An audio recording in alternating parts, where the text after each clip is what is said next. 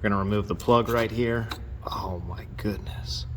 That is so bad. Wiring was probably the main issue, but obviously this needs to get replaced. This can be a for sure sign that your stator went bad and it cooked your voltage regulator, but it is also almost impossible to test the stator at that time since the wiring is so cooked. So you either need to cut the wiring back and remember which yellow wire went where, or what you can do is just go ahead and get yourself a new pigtail. On top of that, I went ahead and got myself a new voltage regulator. Now the voltage regulator that I got, it was exactly the same as the original, same part number and everything, but it was used. I was a little bit hesitant on it, but the deal that I got on it, which I only paid like 25 bucks for it, was fantastic, and it looked like it was in really great shape. Getting the voltage regulator off, it's very simple. You just need to make sure that the surfaces are clean and make sure that there's no rust or anything that is going to prevent it from having a good mating surface, because a good mating surface is going to help disperse heat, because what a voltage regulator does is it displaces excess energy by turning it into heat. So you need to make sure that you have a very good mating surface. For the wiring, it was a little bit trickier because you need to cut it back far enough that you know that there's not any damaged wiring. After that, it is a lot easier to test the stator. And to test the stator, take your multimeter and set it to ohms or resistance. If your voltage meter doesn't have an auto detection, then you need to set it to the highest resistance possible. Test in between each one of those yellow wires to ground at first. What you want to see is open or no connection. Then test in between the wire pairs themselves. So it doesn't matter which prong you have, you can use the black or the red. Set it into wire position number 1, and then you test number 2, and then number 3. And then of course you go to 2, and then you test 3. What that is telling you is the resistance in between them. What you want to see is no more than 0.5 ohms. If you have a open, that means that potentially the coils on your stator have gone bad. Of course, you're going to need to replace it. Now, I don't have that issue, and I'm able to show you that by starting the bike up.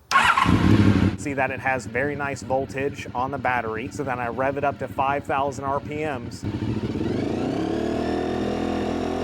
And you can see that it's putting out even more voltage. What you really want to see is anywhere between 13.5 to 15.5 while you're at 5,000 RPMs. Now, while you're at idle, I like to see around like 13.5, but sometimes it is a little bit lower. If you have the style where you have an adjuster on the side like mine does, make sure that it is set at 1,200 RPMs while you're idling. If it is lower than that, of course, the voltage is going to be lower, so your readings aren't going to be proper. Once I made sure that it would idle and everything of that sort, then I did let the bike run, I let it warm up, and then I tested everything again, just like you're supposed to.